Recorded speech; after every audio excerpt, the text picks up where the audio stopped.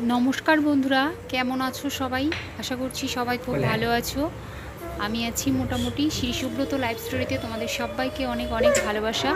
আজকে একটা নতুন ভিডিও নিয়ে এসেছি আর সেই ভিডিওটা হচ্ছে জন্মাষ্টমীর ভিডিও। আমার একটু দেরি হয়ে গেছে এডিট করতে, প্রথমে আমি সবার কাছে ক্ষমা চাইবো।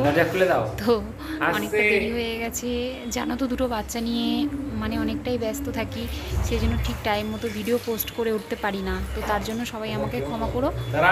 তো আমি আমার মতো করে জন্মাষ্টমীটা পালন করেছিলাম। ঠাকুরমশাই দিয়ে পুজো করার অনেক ইচ্ছে ছিল, কিন্তু ইচ্ছা থাকলেও হয়ে ওঠেনি। সেই জন্য নিজেই নিজে যতটা পেরেছি আমার গোপুসোনাদের সেবা করেছি। আমার দুই গোপুসোনা, তো আমার নিজের সাধ্য মতো আমি ওদের সেবা করেছি। আর আমার প্রথম বছর যখন গোপুসোনা এসেছিল তখন আমি নিজের হাতে অনেক কিছু খাবার বানিয়েছিলাম, ঠাকুরমশাই দিয়ে পুজো করিয়েছিলাম। তারপর আস্তে আস্তে করছিলাম, কিন্তু এখন যেহেতু বাচ্চাটা খুব ছোট সেই জন্য আমি আর নিজে কিছু করতে পারলাম না। সব কিছুই কিনে নিয়ে এসেছি, নিজের হাতে কিছু তৈরি করতে পারিনি। সন্দেশ, তালের বড়া, যাই কিছুই আমি আমার গোপুসোনাদের দিয়েছি সব কিছুই কেনা, নিজের হাতে কিছুই বানানো হয়নি। তো এখন বন্ধুরা আমার গোপুসোনাদের আমি একটু স্নান করিয়ে দিলাম, আর ওদের জন্য আমি নতুন জামা কিনে নিয়েছি, সেটা তো তোমাদের দেখিয়েছি আগের ভিডিওতে। তো সেই ড্রেসগুলোই আমি ওদের এখন পরিয়ে দিলাম, আর ওদের সুন্দর করে সাজিয়ে দেবো, যতটা মানে পারবো সাজানো যায় ঠিক সেভাবেই ওদের আমি সাজিয়ে দেবো চন্দন ফুল দিয়ে। আর এখন আমি ওদের স্নান করিয়েছি চন্দন আর সর্ষের তেল মাখিয়ে, তারপর আমি জলের সাথে তুলসী পাতা গঙ্গা জল দিয়ে আমি ওদের ভালো করে স্নান করিয়ে দিয়েছি।